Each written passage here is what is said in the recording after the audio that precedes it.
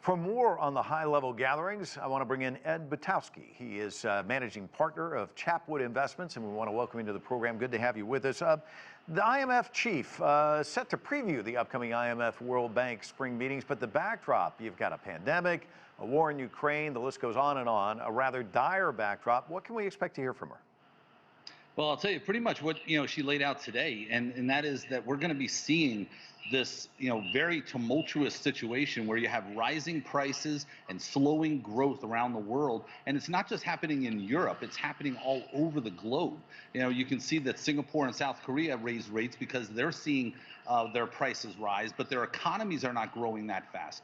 So the IMF, they're in charge of making sure all the central banks are working closely together and making sure that we're seeing, growth, but not too strong a growth. And I believe that, that's what the theme is going to be rising prices and slow economic growth. And a lot of this also has to do with the war. I mean, the war in Ukraine has had a ripple effect that's been dramatic.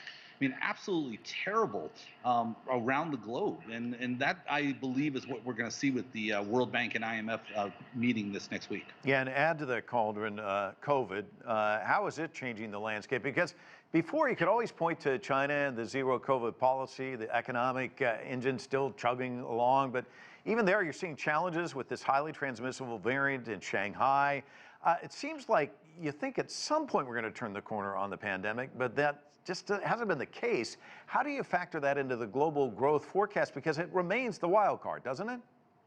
It sure does. I mean, if you look at the countries, there's a level 4, and there's a huge number of countries that are level 4. I mean, Greece is level 4. I was looking at a bunch of countries in Europe, and when Europe is, to me, the central figure in all of this, because as Europe goes the rest of the globe, I believe. Although the United States is obviously the Pied Piper of the world economy, but you look at Germany and you look at how much their interest rates are higher because of their inflationary pressures, and then that virus spreads to everything else, and that includes COVID. So then you lay COVID on top of that, and really is a hit or miss as to how bad COVID is in each country. But Greece and France and UK, they're all being impacted by COVID. And but the one thing that's trumping COVID now are inflationary pressures. We have stagflation, Mike. There's no question about it, and COVID is becoming a little bit more of a sideshow to the inflationary pressures around the world. Yeah, well, let's talk a little bit more about that, because you alluded to it. As the meetings are getting underway, you've got tightening of monetary policy in South Korea and Singapore, as you mentioned earlier. We just mentioned as well the ECB policy unchanged. But what can we expect moving forward in these efforts to really try and put the brakes on inflation? Well, I'll tell you, the ECB, I think they're completely wrong with what they're doing. I mean, their inflation is just going to bubble up. And again, it starts with Germany, but it spreads to all these other countries. And the ECB keeping interest rates where they're at, I think, was a really bonehead move. And, now these people are probably a lot smarter than me, but from an outsider standpoint, when you have interest rates at 0 and you have inflation rising dramatically, I believe they're way behind the curve on this. And I think it's going to really bite Europe in the you-know-what. How about Sri Lanka? It's in dire straits. It's looking to the IMF for help. How much is that going to dominate the agenda, do you think? I'll tell you, you caught me off guard there on Sri Lanka. I got to be honest with you.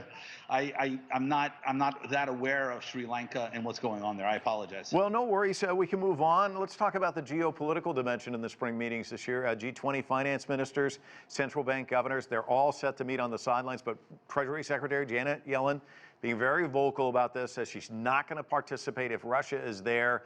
We're going to hear a lot of this as the G20 meetings go on. I mean, how do you see all of this playing out? Well, I'll tell you, they're going to attend the meetings, but they're not going to attend any of the side meetings if Russia's going to be there. And I do support that. I mean, you can't be two-faced. If you're going to be against Russia and its policies, you have to stay that way, even at the G20 meetings. And I believe that's going to, Russia's going to get the cold shoulder from a lot of other countries. And quite frankly, deservedly so. I mean, what they've done is, unbelievable, and it's created such a problem globally around, for every single economy in the world. Russia is not playing fair, and I believe they shouldn't be treated, as they would have been had they not invaded Ukraine. Ed, I'm going to ask you one more curveball. Hopefully, you'll be okay with this one. We saw Okay. Ryan Thompson's piece on these French bakeries. Yes. You know, French pastries, we all love them. We love our bread.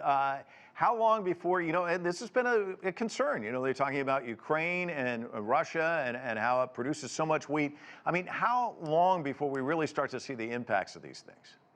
Well, we're starting to see it. Fertilizer is, Russia is the #1 producer of fertilizer around the world. And, then you have Belarus, which is also a big producer of it. And both of them are getting shut down.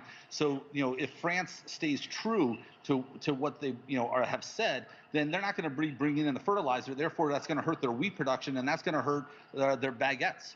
And that's going to be a real problem for bread. So I expect bread prices and everything to continue to rise. Europe has really messed up by not raising rates and taking care of inflation. And the fertilizer is just another problem on top of all of that.